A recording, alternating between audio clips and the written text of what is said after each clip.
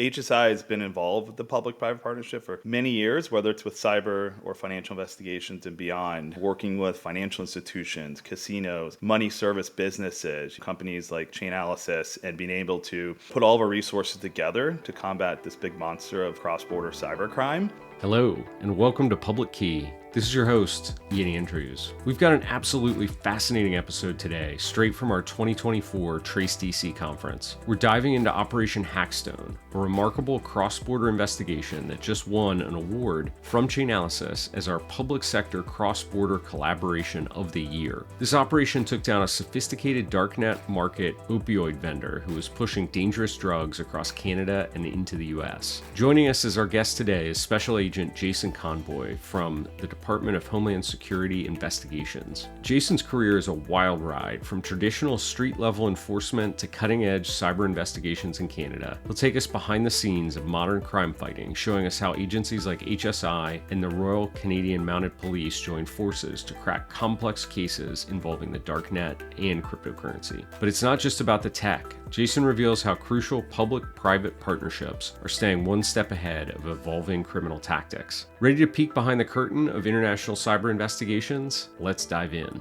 Today we've got a special one for you with Special Agent Jason Conboy of the Cyber Investigations team within the Homeland Security Investigations Bureau. Jason, welcome to the program. Thanks for the invite. Pleasure's all mine. It's pretty amazing when we get someone on the show with your experience. You've been with HSI for over 17 years, working as a special agent in a number of different capacities. Maybe just start with an overview of some of the work that you've done throughout your very impressive career. Oh yeah, it's great. It'll actually be 17 years next month. Not that I'm counting the many years until I have to retire, but yeah, I started as a special agent with Homeland Security Investigations in 2007. I say I kind of lucked out right out of college, went to UCF in Orlando, wanted to go kick in doors and arrest bad guys, and HSI seemed to be the fit. Got the call, lucky enough to get HSI Miami as my first field office, signed to the airport for narcotics smuggling, ended up ending my career in Miami chasing drug smugglers from the Bahamas. It's pretty cool and it's a lot of fun and a lot of good work down in Miami. So at this point in my career, knew nothing about cyber. There was a different team that did that. Fast forward to 2012, had an opportunity to open up an office in Western North Carolina, just south of Asheville in Hendersonville. And going from an office of 400 agents to 4 agents, you don't get a choice. It's whatever comes across your desk. Found a niche in working child sexual abuse material cases, or what we call child exploitation. In our world now, it's like quasi-cyber, going after cybercriminals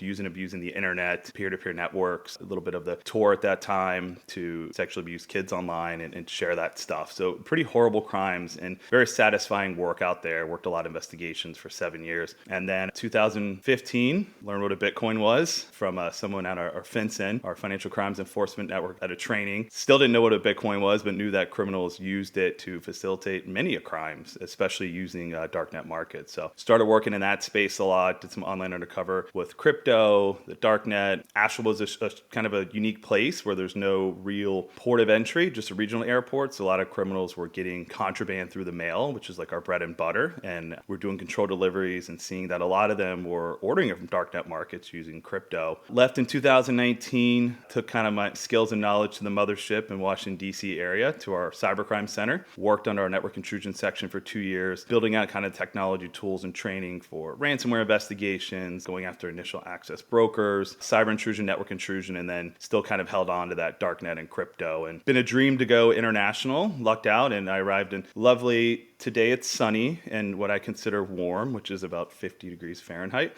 Ottawa, Canada, as what we call a HSI representative. So I worked out of the embassy for about 2.5 years, and then I've been in this new role as a cyber investigations liaison assigned to the Royal Canadian Mounted Police National Cybercrime Coordination Center. I could put a bunch of acronyms behind that for about a year now. So primarily my role now is to support those cyber-dependent crimes, network intrusion, ransomware, cross-border cases, and still a little bit of the darknet and crypto, because we know that's a space that cyber criminals use and need to facilitate their crimes. I would imagine at this point people are maybe wondering, well, what is HSI? The FBI, the CIA, they get movies made about them, right? There's big spy capers and books. I think HSI plays an incredibly important role in terms of law enforcement at the federal level in the United States, and obviously abroad in terms of the liaison role you're playing now. Maybe you can just give people the context on what the organization focuses on and how you fit into the overall landscape. That's an awesome question. I do a lot of that liaisoning up here. In Canada, you've got the Royal Canadian Mounted Police, and kind of the one federal agency along with their border police as well, the CBSA. So I always have to explain, it's a little complicated in the U.S. We have over 60 U.S. federal law enforcement agencies, all with special agent criminal investigators within that with different jurisdictions. So we're the second largest criminal investigative agency right behind our friends at the FBI and the largest under the Department of Homeland Security. And we were kind of built out of the old Immigration Naturality Services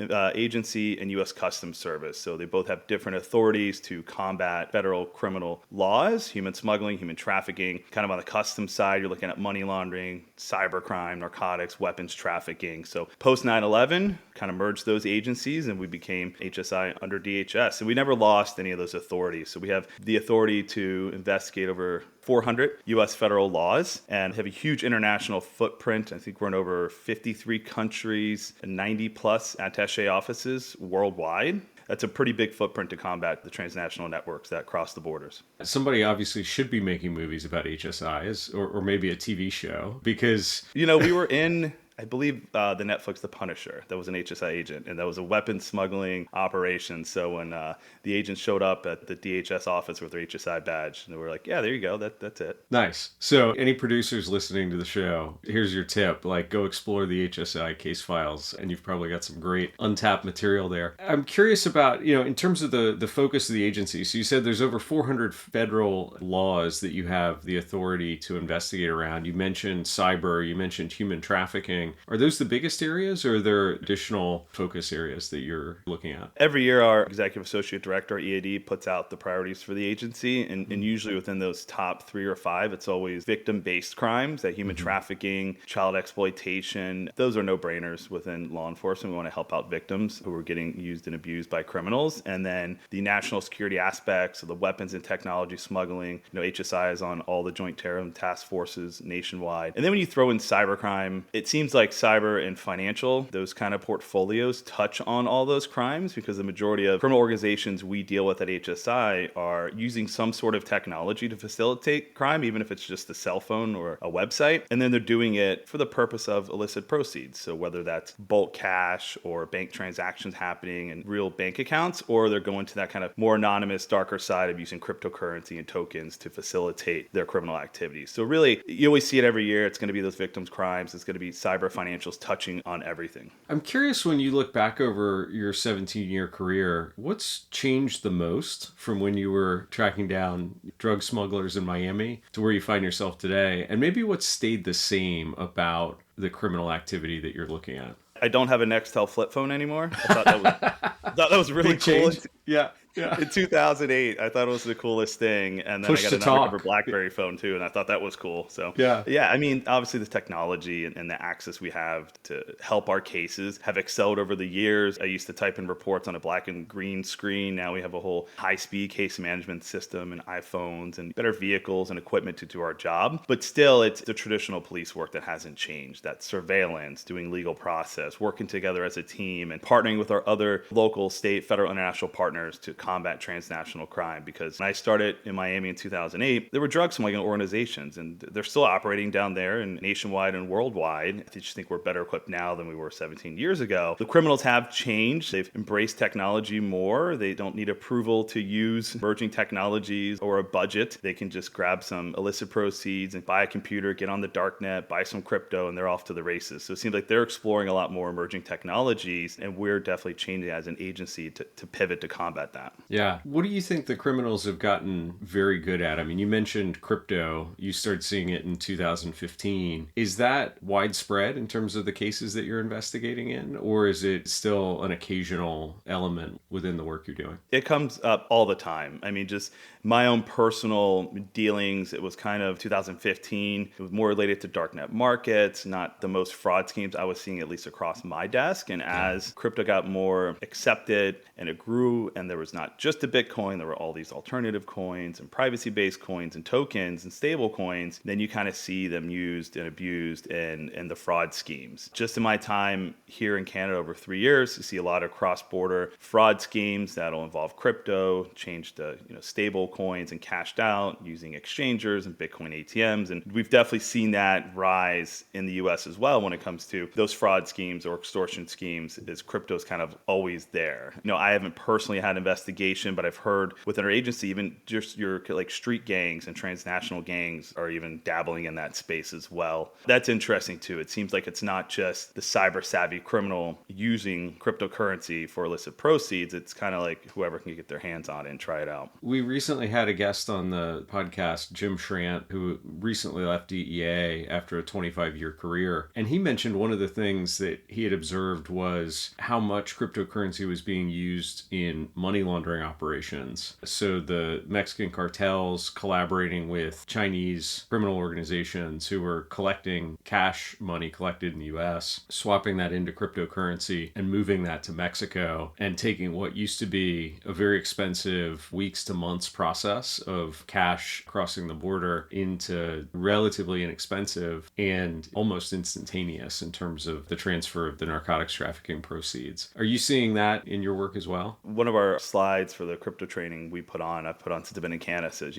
what's the benefit of crypto? You can move it faster, further, and cheaper. You don't have to bring a duffel bag into a bank like the cartels used to do. And, our agency's been involved in many of those cases and banks that are used for facilitating it, whether knowing or unknowing. Now you can just use this digital currency that you can send anywhere really quick and really cheap. So, that's always going to be tried by the criminals. They're kind of always a step ahead of us in using those types of systems to move money. I'm curious, now that you're in Canada and working with the RCMP, how does the landscape in Ottawa differ from what you saw in your previous postings in the US, in Asheville and Miami? I always tell, especially working with the RCMP and the local police up here, or the provincial police, is we're seeing the same type of crimes. I mean, the US and Canada, here's a Jeopardy question for you, Ian, if you get it. The two countries that share the largest land border is the United States and Canada, which is no shocker why we have almost 30 employees through 5 offices in Canada. We work hand in hand with all of our law enforcement partners here. But really, it's seeing those fraud schemes, seeing the contraband going north and south, whether it's illicit proceeds, firearms, drugs, and then really working together to get that done. Just speaking for my partners at the RCMP have done a great job up here, especially in the crypto space with running a cryptocurrency investigations course. We've seen a lot of the police of jurisdictions up here, like the local police, partner with the private sector, like you guys, and setting up centers of excellence and really putting out that capacity, which is one of the things we do internationally as HSIs, is build capacity with our partners, whether we do on our own, with our other partners like the FBI and DEA and ATF, or with State Department, which is really the reason we're here to work under the mission as well. Well, and I think that cross-border collaboration really has to be celebrated. We shouldn't go on without mentioning earlier this year at the Chainalysis Trace DC event, you were awarded a Chainalysis Customer Award on behalf of HSI and RCMP for the work on Operation Hackstone. Maybe you can talk to us a little bit about what Hackstone was and the outcomes of that effort. A total surprise. It was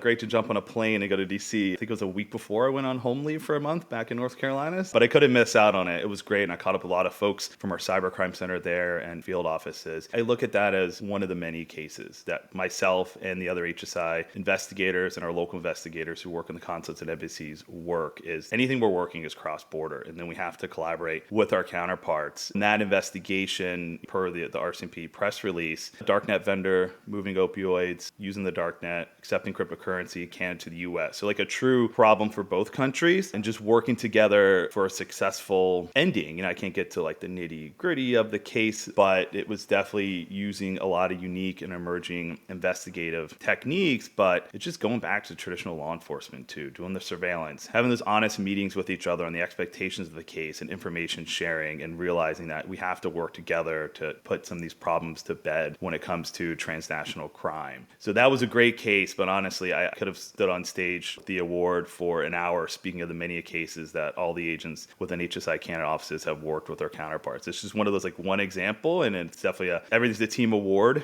up here with our counterparts and the people we work with. Congratulations on the one specific success and on the other cases as well. I'm curious, is there one that maybe is a wrapped up case that you're able to share a bit more details on some of the activity that was successful? successful? Specifically since I've been in Canada or throughout the last? Yeah. My heart's always near and dear to those child exploitation cases. So having the ability to share information really quick and fast with our counterparts, to have a lookout on somebody at the border and then find some contraband or find out that they were actually traveling to the United States or to Canada to harm a child. Those are always good. There's a handful of specific ones we've done. There was actually a recent individual sentenced in Georgia for 20 plus years for that. That's that relationship of there's certain things that have to move quick and fast for information sharing, whether it's fraud schemes, cyber attacks, harm against children, national security issues. So can't think of like a specific one. I mean, I've been there 3.5 years. Court stuff takes a while. The majority of my cases done in the public sphere from Miami and Asheville. But yeah, just a lot of good success stories. Not a specific one. It's just a total double handful of them that we could talk about.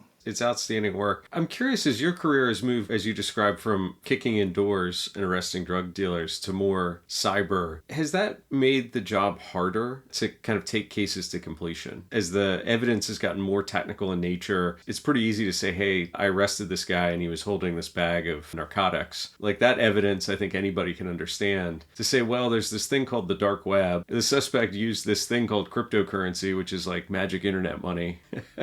And it was all anonymous, but we figured out how to make it not anonymous, and we believe it's this individual. Like that feels like a much harder case to make when you're talking to a judge who's maybe not a deeply technical, or to a jury, or even a prosecutor who's on the same side as you are, just to help them understand the nature of the evidence in the case. What's your experience been there? That's an interesting question, because I feel like years ago, being in this space now for almost 10 years, it was a challenge because you can have that investigator has the knowledge. Mm-hmm. And, I will give a shout out to all the HSI agents who I've ever learned darknet crypto from, because none of us are born out of the academy knowing this stuff right away. Yeah. So you learn from each other, and then you have to educate your prosecutors or assistant United States attorneys. And luckily, a lot of them now are specialized. They have cyber and financial attorneys, and then they can reach out to their headquarters at the Department of Justice. But I remember the first time I wrote a federal search warrant as a violation of U.S. 1960, illicit money service business. So an individual selling crypto for profit, not registered with FinCEN. And I wrote this very long affidavit, taking it from other agents who have successfully done these. And I drop it off with my prosecutor in Asheville to a judge who's only been a judge out in Asheville. So born and raised out there. And he's like, come back tomorrow and we'll get it signed. And I remember telling the prosecutor, like, he's going to have a lot of post-it notes on this affidavit. Like, there's going to be a lot of questions. I explained the darknet, cryptocurrency, the blockchain, how it works.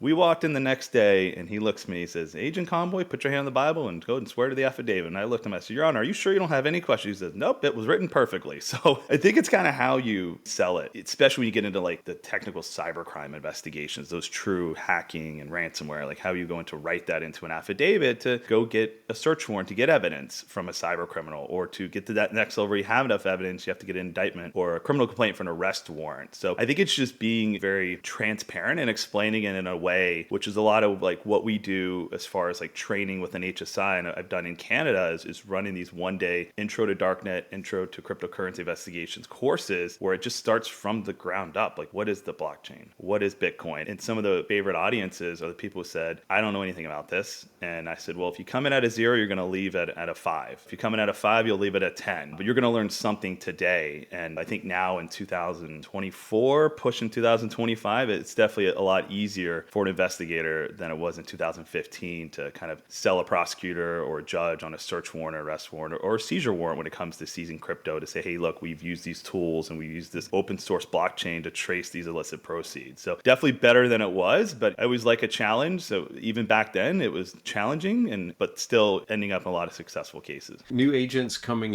into the organization come in with more technological backgrounds than maybe when you joined 17 years ago? Absolutely. Our agency is always trying to get out there at job fairs and at colleges and universities and recruit those more technical agents. I always say our agents come from so many different walks of life. You go to the academy in lovely Southeast Georgia, you get out, you get a gun and a badge, you get assigned to an investigative group. And then it's kind of on your own. You want to get your own training within cyber or forensics, or you want to take some agency training. And we have certified computer forensics analysts. We have kind of a fairly new position, the cyber operation officer position, position. It was enacted probably about 5 years ago. I know they were working on the first round when I was at our cybercrime center to kind of bridge the gap between the special agent, the criminal analyst, and to handle some of these higher end technical cases where you have big data, log files, you have to create undercover websites on the clearnet, the darknet. So having somebody with that technical capability to do those things, and we always have to recruit that type of talent. I know you're recruiting right now. I saw on LinkedIn you had a recent job posting for a cyber operations officer. For people listening to the podcast who are maybe interested and want to pursue a career in law enforcement, what does that look like? If I want to come and work on your team, what skills do I need to have besides obviously podcasting? What would you expect for someone who's coming in the door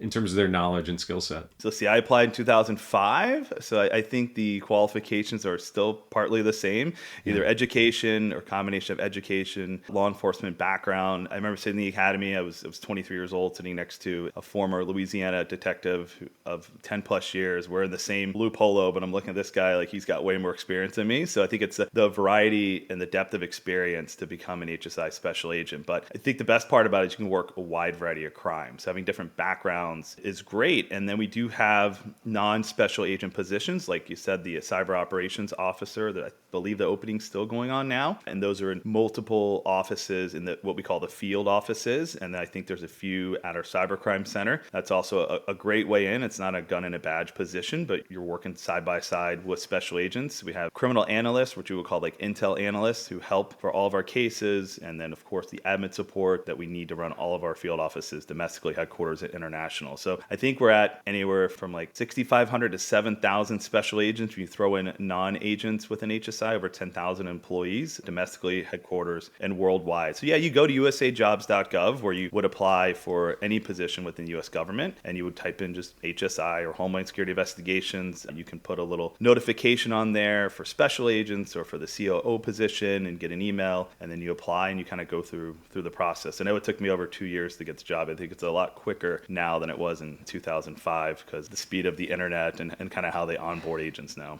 2-year interview process sounds grueling. I know people complain when it's more than a few weeks at my company. So 2 years, you got to be persistent and really want that job. Oh, there was a hiring freeze. And I'm curious about the idea of public-private partnerships. This is a term that I hear at a lot of the conferences that I go to where, you have companies like Chainalysis and organizations like yours present. What role do you see non-government playing in terms of supporting CAST in the work that you're doing? And where do you maybe see that working well, and where would you like to see it improve between that relationship between the public and private organizations? HSI has been involved with the public-private partnership for many years, whether it's with cyber or financial investigations and beyond. And so it's been a joy, at least ever since I've been an agent for 17 years, working with financial institutions, casinos, money service businesses, companies like Chainalysis, and being able to put all of our resources together to combat this big monster of cross-border cybercrime. I even think recently, which I'll send you a link for, there was I think it was last year, HSI and the ACAMS Association of Money Laundering Specialists put out a big report together on pig butchering, which you can't get through a podcast, Ian, these days without saying pig butchering. So I had to throw it in there. And I was reading it this morning. It's a great piece put together by folks at our financial crimes unit headquarters, field agents put in for that as the subject matter experts, and then partnering with the private sector of ACAMS to kind of put that together and put it out to the public. So under that program, which we call the Cornerstone program, our agents in the field, I used to do this in Asheville. We go to banks and we talk to them. We say, this is what you need to look out for money laundering. And here's my card. You have somebody to call, because it seems like sometimes the private sector is like, if it's ghosts, you call Ghostbusters. It's pretty obvious. But if it's a cyber criminal just walked into your establishment and was talking about money laundering with his buddy and they walk out, who do you call? 1-800-FEDS. So getting out there into the public and really having that relationship. And I had a lot of that firsthand at our cybercrime center, especially during Operation Stolen Promise, to combat cyber criminals using and taking advantage of the pandemic. We were talking to a lot of folks within the medical and private industry, taking down websites that were being stood up for malicious activity or fraud schemes. And there was no conversation of we can't work together. It was how can we work together more?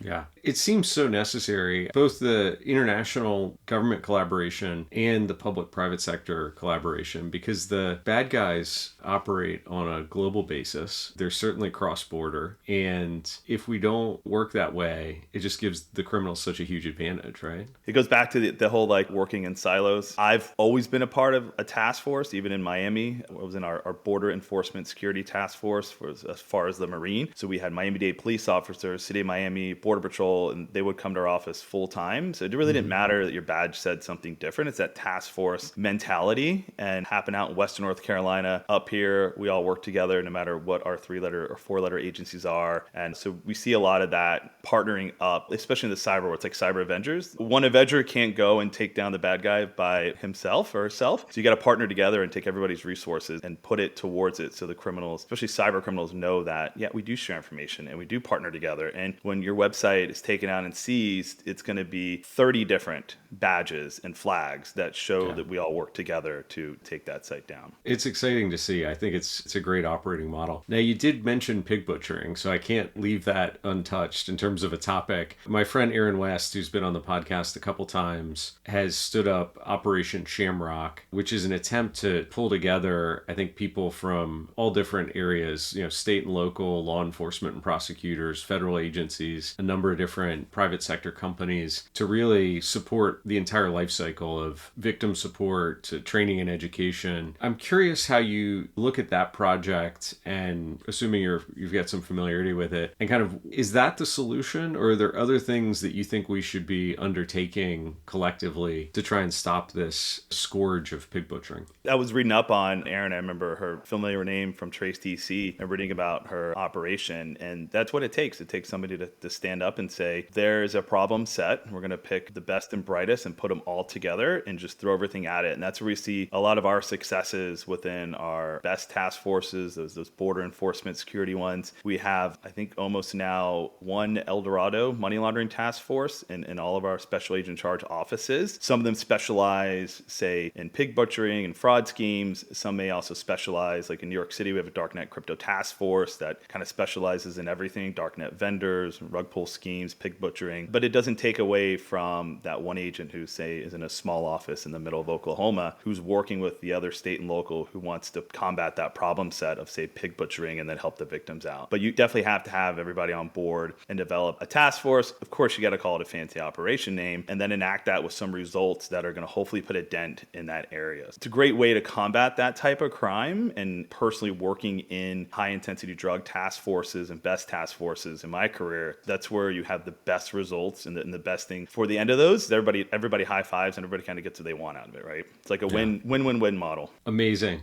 Well, my customary closing question is to ask people to look to the future a little bit and talk about what's coming next. So I will put that question to you. What should we, the listeners, expect from HSI and your investigative focus maybe over the next year? It gets bigger and better, right? Yeah. And I was just talking to one of our program managers at our cybercrime center yesterday, and just even hearing what we're building out at the cybercrime center and expanding portfolios in the network intrusion space and the darknet crypto space or child exploitation. It's eye-opening, and I still love the job every day. And I think the younger agents who come on, I kind of wish they could have been with me in 2008 with the Nextel flip phone and the 2000 Grand Prix that leaked when it rained.